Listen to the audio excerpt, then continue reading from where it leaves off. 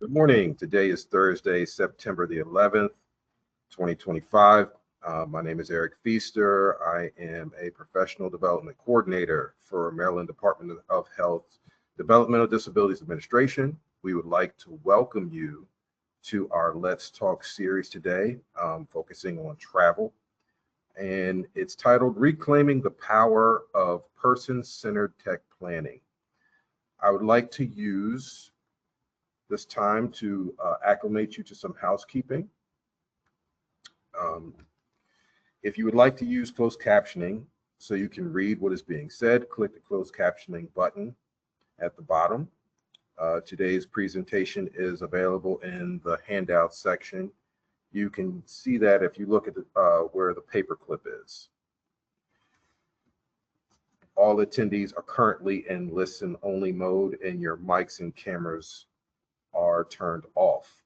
This webinar is being recorded and will be uploaded to the DDA's YouTube playlist and the DDA's website.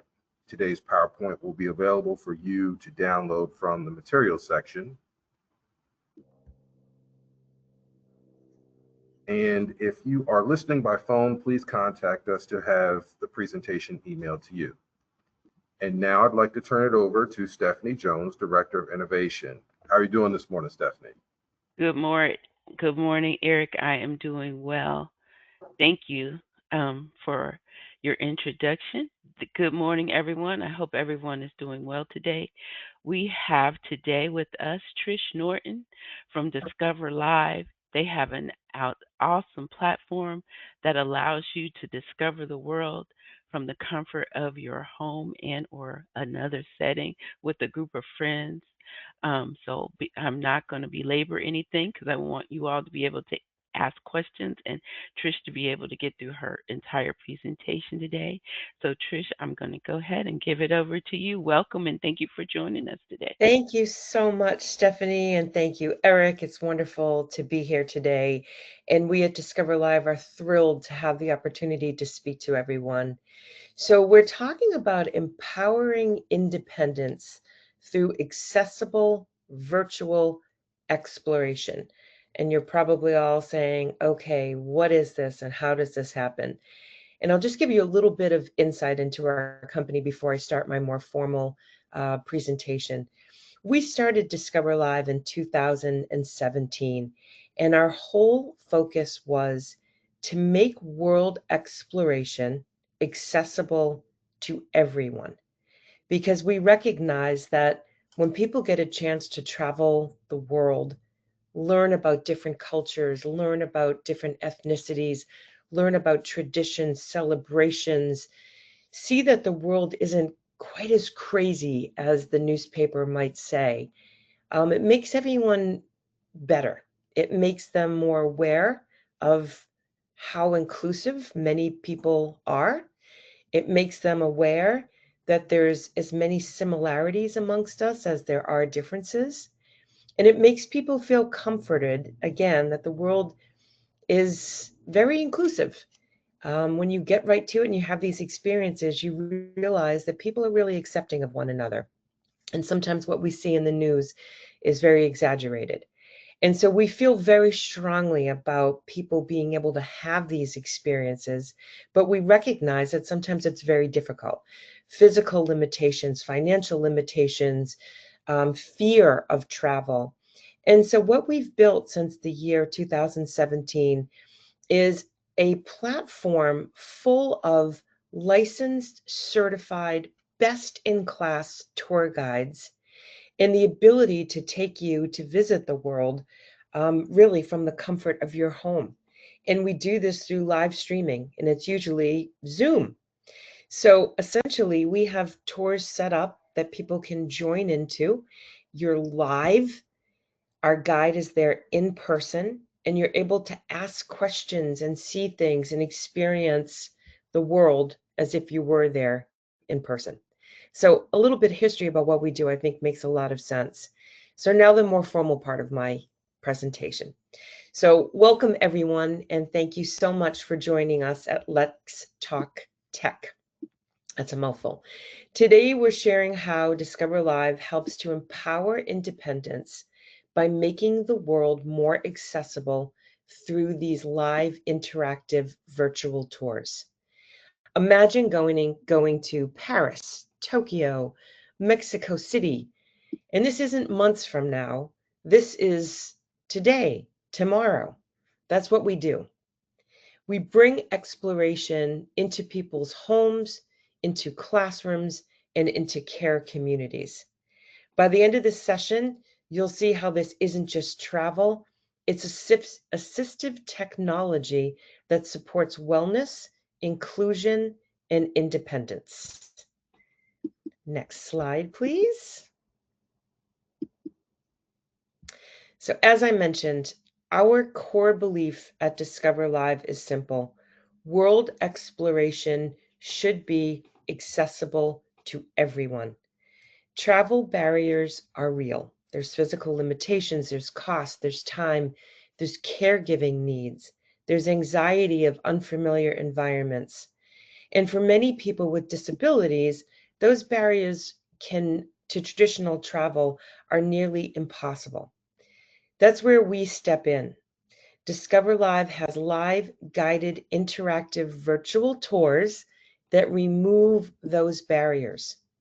So a special thank you to Stephanie, the DDA, and Tech First for supporting innovations like ours. Your leadership is what makes programs like ours thrive. So thank you very much. So think of it this way. We are not replacing world travel. We're opening doors that were previously closed. Next slide, please. So simply, our solution is to provide these live events that are virtual, but again, they're live, and it's a powerful assisted technology tool that allows people to see the world and be there live. It's not like watching a pre-recorded session on YouTube. You are there, you are live in real time with our guides. Depending on the size of the group, you can ask questions in chat or even unmute and speak directly to the guide. Chat also allows for individuals to talk to each other, share ideas, share travel that they've taken before to the place we're visiting or another location, and really develop this sense of community. So when you're on a tour, you feel like you are walking those streets with a group of people and the guide, and really getting the opportunity to learn, be present, and take away all of those wonderful things that exploration provides to us. Next slide. Marilyn defines assistive technology as any device or service that increases independence. And so what this slide is showing is how we align with the assisted technology that's being provided to you. Discover Live really fits this definition perfectly. So physical barriers, whether someone uses a wheelchair, a walker, or cannot travel at all, our tours bring the world directly to them. Anxiety barriers. We offer know before you go tours. So for someone who is planning to visit a location in person outside of our virtual tours, they can do a know before you go tour and talk to a guide, see the places that they're planning to visit, understand some of the potential complications with currency or language. So it's really an opportunity to get comfortable with the environment. So before you leave to be there in person, you have knowledge, and therefore you have a level of comfort, a level of confidence. Those are our know before you go tours. So if you're nervous about that new environment, you can preview the space virtually and feel more confident. Social barriers. Tours are interactive. Participants can ask questions, chat with our guides, and connect with peers. This really helps to combat social isolation and builds community. We've heard stories of people who connect during our tours. They share email addresses and they continue their conversations outside of our tours. We ourselves have built a community online. So after a tour, people can join back in and share photos and talk about what they've experienced either during that tour or during previous tours or previous travel. So we're really helping to build communication and hope for the future, anticipation for the future through these communities and through these live tours. So in short, Discover Live is much more than just sightseeing. It's a tool for empowerment, connection, and confidence. Next slide. And actually, before I continue, I would just also say that anyone who's here joining us live today, please feel free to post any questions that you may have in chat. We are saving some time at the back end to have some Q&A, but if there's anything you're wondering about as I'm going through this presentation, please just post your question into chat and Stephanie will deliver the question to me. So this next slide is really about making tours accessible to everyone. And we've talked a little bit about this, but it's worth reinforcing a lot of who we are trying to provide our service to. We design tours with different accessibility needs in mind. So for seniors and folks with limited mobility, our tours are very relaxed. The pace is a little bit lighter. We really take the approach of showing everything that's on the screen and talking about those things, giving our audience a chance to interact and engage at a pace that really allows everyone to kind of take it all in without any physical strain at all. For vision impaired, we actually have our own proprietary tours. They're audio described tours that we have created for people with visual impairment and even blindness.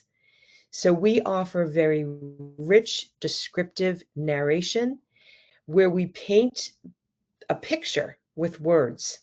We always say that our guides are saying what they see. So if they see a building, rather than just saying we're walking next to the Capitol building, they describe its color, they describe how many floors there are, they describe how it's landscaped, how busy it is with pedestrian traffic. They talk about the times of day that it's busy. They talk about the lighting in the space. And they do this with every step that they're making so that the audience that has visual impairments or blindness can really understand what is being discussed. And we're very proud of those tours. We are developing them and working with different organizations that serve people with low vision or blindness. And again, it's just another way that we are making our tours accessible to everyone. That is our mission. For those with hearing loss, we always make sure that the captioning is communicated up front. We do this on our tours, just like Eric did today. He talked to everyone about closed captioning and that feature that's built in. On our tours, we help people to understand how they can go in and adjust the font so that it's larger, if in fact that's what they're hoping for. I can tell you that when we do tours with senior communities, oftentimes we have audiences that may be rows of people sitting in front of a large screen. And so the closed captioning needs to be very big for the people in the back row to be able to see it. But closed captioning is a wonderful tool for anyone, whether you have hearing loss or not. I know my kids love to have closed captioning on when they're watching their movies. It's just a wonderful tool that helps you to absorb what you're seeing with even greater detail. For intellectual and developmental disabilities, we create predictable, structured, and interactive tours that reduce anxiety and encourage engagement. We work with many groups who have learning disabilities, and we always make sure that there's a full understanding of how these tours are being delivered. We make sure that there's an understanding with the platforms that are being used and that people have the help that they need to move through the presentation. We do all of that ourselves so that folks with these types of disabilities can just sit back and really take the tour in with very minimal output. And we make sure that all of these other tools that we talked about, audio descriptions, a different pace, closed captioning, that whoever needs those tools, they have access to them and they know how to use them. So there's really not a one size fits all. Each tour is customized to the group's needs, which ensures that this is inclusive to everyone. Again, the mission of our company is making world exploration, easy for me to say, world exploration accessible to everyone. Next slide. Our tours support more than just curiosity. They support whole person wellness. So if any of you have ever heard of the dimensions of wellness, we make sure to really incorporate these dimensions into our service, into our tours. It's very important that we are offering a product, offering a service that brings forth the whole person. And we really put a lot of energy into making sure that each and every tour, as much as possible, can tap into these dimensions of wellness. And I'll share a few of these with you right now. So one of them is intellectual wellness, making sure that participants learn history, they learn culture, they learn new ideas. We always ask our tour guides, as much as you possibly can, please bring in history, culture, heritage, food, art, architecture, gardens, wine, whatever your area offers, whatever this tour location provides, to bring all of those things forward and talk about them during our 60-minute live tours so that anyone who has interest in those areas or all of those areas gets to learn something from them. The next one is social wellness. Connecting with others and sharing experiences builds belonging. It's just like any hobby you may have. It's wonderful when you meet other people who share that same hobby. It may be knitting, it may be cycling, it may be fishing, it may be sci-fi movies. When you find other people who share those same interests, that commonality helps to build belonging. And so we're always trying to reinforce those connections during our tours so that people feel that sense of shared belonging. And we do this through chat, making sure that anyone who posts questions, that we're reinforcing that so others in the group can jump into chat and share those same interests. We do this through our social community that I mentioned earlier, so people can join into that platform after a tour and keep the conversation going. And we do this by allowing our customers, our clients, to curate the types of tours that they want their audience to see. So if they know they have an audience that's really passionate about gardens, they can take tours that have a focus in that area. The next one is emotional wellness. Travel sparks joy, it reduces stress, and it offers a sense of accomplishment. When people are taking our tours, they really feel like they can check the box on a location or a subject matter. If they've never been to Paris, but it's a place that they've always wanted to visit, after they've spent 60 minutes there, or maybe longer, they've taken many of our tours in Paris because we have several, they feel a sense of true accomplishment, true personal accomplishment that they have now visited this location. So that provides emotional wellness on a level that many people don't think about, but it's really truly there. And just the joy that travel brings, just the aha moments that people experience during a tour when they see something or they learn about a term that they've heard their whole lives, but they never knew where it came from. And then our guide shares with them what that term is. That is a real joyous moment. It's kind of connecting the dots in your own life that really world travel brings forth. The next one is environmental wellness. So people explore different environments around the world, and it brings a sense of awareness. So we have one tour in the rainforest in Costa Rica, and there's a segment in the tour where our tour guide comes across a set of trees that always have a certain type of insect growing. And this is a really fascinating thing, but he will actually eat those insects. And it's very common as a source of protein in this rainforest for certain hikers and people traveling through to eat these insects as a source of protein. And I can tell you that when people are learning about different environments and they think about the rainforest, they're probably not thinking about snacks along the way, but they learn that. And it's one of the things that people will often say to us, I'll never forget when your guide, Alejandro, ate those bugs in Costa Rica. But it's something that sticks with people.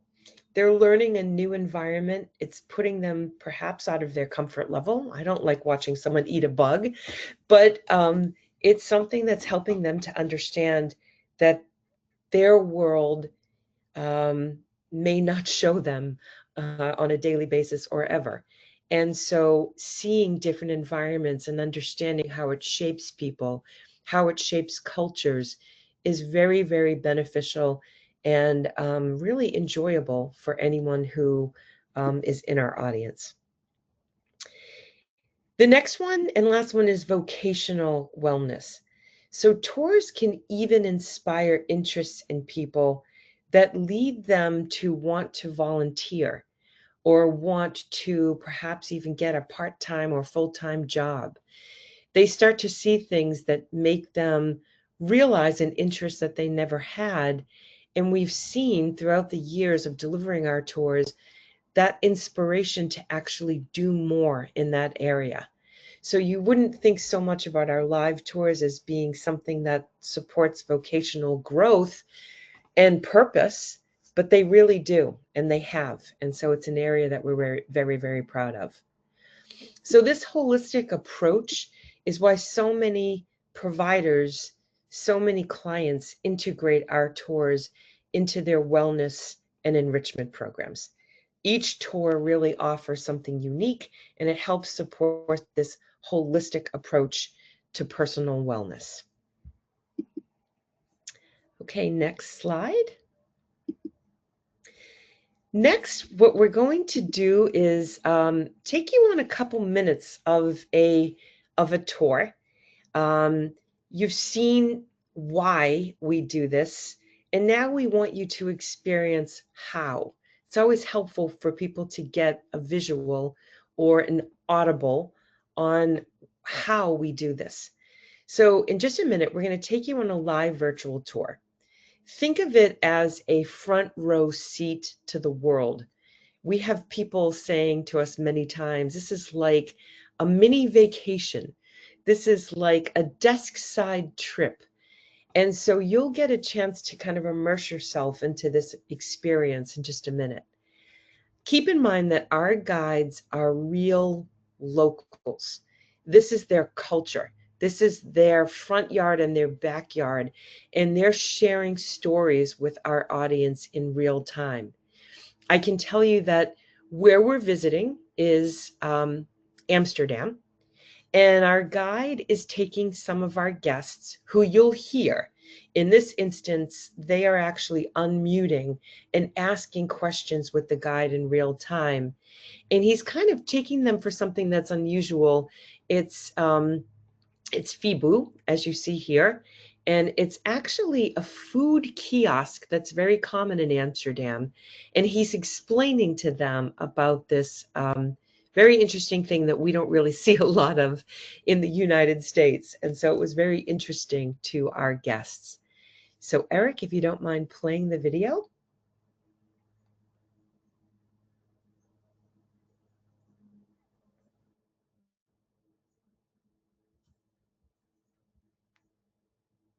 So I don't know, Hannah, if you have had any of these when you were here, Anna. Fabo, we No. say. It's not street food because it's not on the street. However, it's the country's favorite snack food. For So what? they used to, well, for croquettes mainly. Oh, right. So okay. you see, you use a card or you put in cash, Ah, and then it should say, okay, I'm just looking. it's and like then, the yes. old-fashioned automats. Yes, exactly. They hold automats in America. So you put your card, then I like to say you push a button, and then out comes a deep fried high cholesterol Dutch snack. And, and these are the most popular things. They're called croquettes, and it's a ragu. So like a creamy vegetable bouillon with flour. Yeah. Thickened, and then with flecks of beef, and then with breadcrumbs and deep fried. I've eaten thousands of these in my life. It's Oh my God. And crazy how you're still delicious it standing. is. Yeah. And then the other thing is the other bit. Oh gosh, I just got run over by a Cheese. bicycle. Yes. Oh my God. Cheese, Okay. you definitely went into one of those. Now I've got My a quiz aunt- for you. I Why do went- you think? Okay, quiz question. Well, not a quiz question. I'm not like. Why do you think we have so much cheese? Do you have a lot of cows? Excellent. Why do you think we have so many cows? I don't know. Because we have so much grass, and I'm not making a joke about coffee shops. The thing is, it's a low-lying country, and once they worked out that you could drain things with windmills, they could drain out the soggier land, but it was still quite damp, and the thing that grew the best was grass. So what do you do with it? You've got to get either sheep or cows. Down in Bruges and Ghent, they went the whole sheep route, and they had a big textile industry there. And then up here, they went the cow route, and we have a dairy industry, because obviously you need to store the cheese, and I mean the milk, and really the best way to do that long term is to make it into cheese. Simple as that. So it's the geography basically. And yeah, the Dutch cheese is really good. Lots of different kinds. Mark, that was the thing I went with my mom and my aunt. We have family in Rotterdam. Oh, right. Yeah, nice. My aunt filled a carry-on and part of her luggage with cheese. Wow. It was so Okay. good. She brought Yeah. back cheese for everybody that she knew. So thank you, Eric. I hope you all got a chance to just better understand how these work. It's really like a glimpse into an environment. And as you saw during that segment, we learned about high cholesterol, deep fried snacks that our tour guide Mark has had thousands of. And then we learned about cheese and why there's so much cheese. And as we walked to see this beautiful view of what is most common in Amsterdam, those gorgeous waterways, one of our guests had a chance to reminisce about something she remembered from a trip that her aunt made, where she brought back a suitcase and a half full of cheese. And so that's another really powerful thing, is reminiscence and reminiscence therapy. And whether someone has been there live or they've read a book about it, they've seen pictures, when our guides talk about something that they're reminded of, it's a wonderful tool to help stimulate brain health too. and help people remember things from the past or things that they've seen. So hopefully that gave you a little insight into how this all works. I neglected to mention that we cover 6 continents with our tours. The only place that we're not covering is Antarctica, and we'll be there someday. We have over 200 different tours and growing every single day. So we cover a lot of territory. We go to hidden gems, places that people perhaps never knew existed. We go to common bucket list locations. Everyone wants to see Italy and Paris and London. So we cover all of those locations. We go to wonders of the world. We go to places that you would never think there's an internet connection, like the top of Machu Picchu. So our tours are very, very varied, and we cover a lot of territory, no pun intended, but we want to make sure that we're giving something to everyone and that truly our guests can keep coming back time after time after time and not be bored with any of the locations that we're visiting. The next slide. It's really just kind of wrapping up here. Now that you've seen what we do, let's talk about how we can partner together. Our mission aligns directly with the DDA's Technology First initiative, making technology a core part of independence and inclusion. And there's several ways for us to collaborate. Bulk licensing for agencies and providers, specialized tours and training for service coordinators, custom programs that meet the needs of all of your communities. And largely, our goal is to be a part of your technology first toolbox, people giving choice and opportunity through accessible exploration. So thank you so very much. And if you wouldn't mind going to the next slide, thank you so very much for allowing me to take you through this presentation. We would love to hear any thoughts and any questions. You can drop them into chat and we will be happy to answer them. And obviously, if something comes up later or you're watching this as a recording, please connect with us individually. I'll put that slide up next. Actually, Eric, why don't we go to that last slide there so people can see our connection, our information to connect with us. So again, if you have any questions, please post them in chat. Happy to address them. And if you come back to this recording or you want to reach out to us directly, here is how to do that. Thank you, Tricia. We appreciate your presentation. It was very, very insightful and good. So we have one question in the chat, and then in the question box, and then I have a question for you. So Miss Volak Ross asked she wanted to suggest having native language guides for the tours to support full inclusion. For example, native Spanish speakers, Spanish speaking participants, native ASL users for deaf and hard of hearing participants, and wanted to know this would help everyone feel fully included and engaged in the experience. Do you provide this type of Thank you, Miss Ross, I believe was her name, Stephanie? Ross, Ross, THR? okay. Yeah. That is a wonderful question, and thank you very much for reminding me about that point.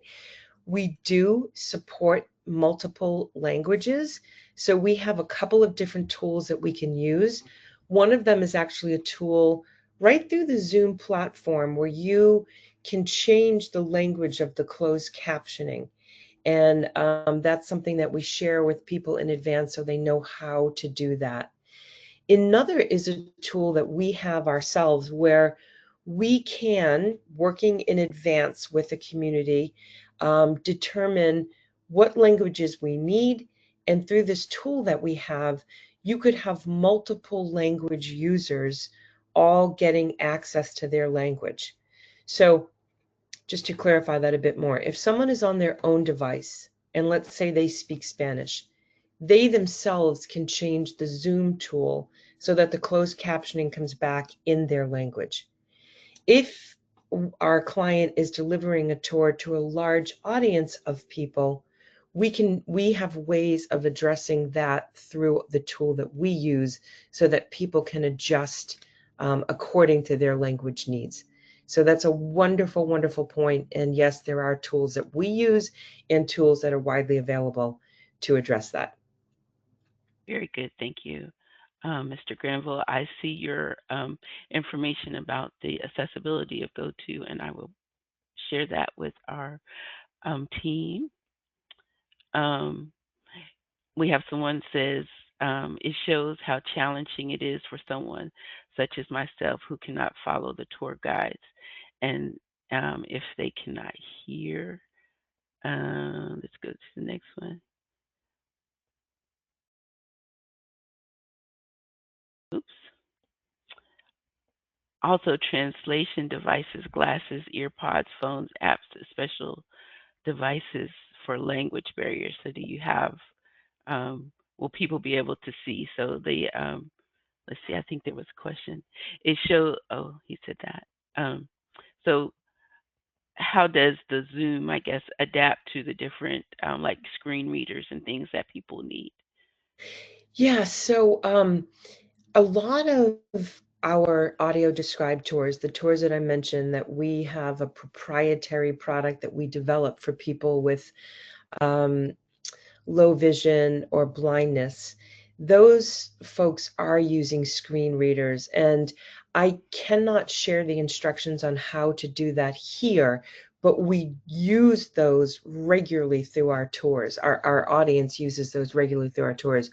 So as we are working to get our tours together for any of you watching this, we would be sharing those instructions with anyone who needs them. I think a lot of people who have low vision or blindness know how to use those screen readers with Zoom, but we can also help to share those instructions to make sure everyone has accessibility.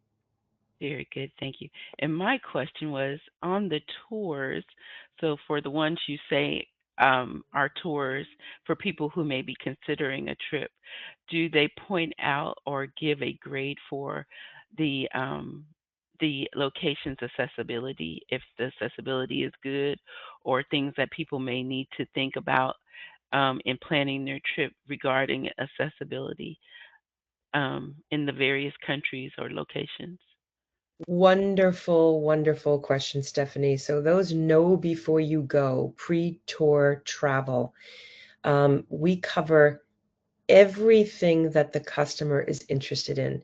So in a group setting, if there were multiple people doing one of these trips, we would ask in advance what the specific interests are.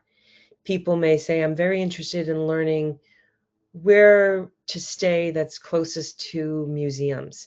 People may say, I'm very interested in learning about accessibility and what is the accessibility um, like in this location. How do I access the things that are most meaningful to me, whether it's, buses that can accommodate wheelchairs, sidewalks, etc. And so our guides know in advance what types of topics to cover. And so, Stephanie, absolutely, we will do that. In addition, we do plan on providing materials that will cover off on certain things, including, currency and things that you should know before you go. And one of those would also be accessibility. So yes, that's very important to many of our audience for those tours, and it's something that we support fully. Very good. Thank you. And someone's asking about the cost, and I'm not sure if you would like them to just contact you and you can send them the price list for that, Yes, and it's not because I don't want to share the cost, it's because we have different costs for different needs. So we have subscription programs for individuals, we have private tours for individuals as well as for communities. We really take the approach of customizing what we do to meet the needs of all of our clients. And so we would prefer that someone reach out to us, tell us what they're looking for, and then we give them the solutions that make the most sense. So it's just a very varied pricing depending on whether it's an individual looking for a subscription or if it's a singular event. And so it's too much to cover and it would be very confusing to people. So it's much better if we understand what it is you're looking for, and then we can give you all of those options. But Thank we you. look forward to hearing from you. So please reach out with questions about pricing, with any questions you have about our tours and how they work, anything at all. We welcome you to reach out to us. And is the tour limited to 60 minutes each day per 60 day? minutes is the average tour that we do. Some are shorter. So I'll give you an example. Sometimes in a memory care setting, the tours are actually better served as a 45-minute platform versus a 60-minute. And then sometimes we have people who want very in-depth experiences. So they're longer tours, and sometimes they're multiple tours. If someone is looking to, share uh, South America and they want to see different places in that continent, we might have multiple tours covering several weeks. So again, it's customized to what the person is looking for. The average time span is 60 minutes. It's the majority of what we do. Okay. And they said 60 minutes per day, but you have different schedules that once they go to your websites, they will see, correct? Yes, exactly. So we have multiple tours a day, and the calendar is there for subscriptions. And then when we're booking something that's more customized or private, we work with the customer to determine the right day, the right time of day. So yes, there's many different things happening at once, but yes, there's a schedule for all of those interested in a subscription, and that can be accessed through the website. Very good. Very good. Someone asked, is it going to be thousands, hundreds, thousands? So I, you could I can alleviate some of that anxiety for. Yes, you also, I appreciate that. And that's why I said it's not because we don't want to share price, but let me just tell you, our subscription tours for groups and even individuals starts at $19 a month. And that's for 2 live tours. So that makes each 60-minute experience less than $10 for a community or for an individual. So the pricing starts at 19, and then depending on what it is, it can go up from there. We have another subscription model that's $49 a month. That's 5 live tours, so that it's one per week. Again, less than $10 per tour. So very, very affordable if you are if your goal is to have your group join into a subscription. That's the price that you would be looking at. So no, not thousands unless it's something very, very specific and very customized. Thank you, Trish. Those are all the questions I see right now. So I just want to thank you again for joining us. And I hope that everyone takes advantage and reaches out. Again, their email is hello@discover.live, and their website is www.discover.live. So please Thank take you so advantage much. of this resource. Thank you. Thank you, Stephanie, and the DDA, and to all of you for your time and your interest. Just a closing thought. We at Discover Live certainly believe that when the world becomes accessible, everyone thrives, everyone benefits. And together, our partnership can make that happen. So please do reach out to us. We look forward to talking to you. And thank you so much for the opportunity. Thank you. Have a great day, everyone. Thank you, Eric. Thank you.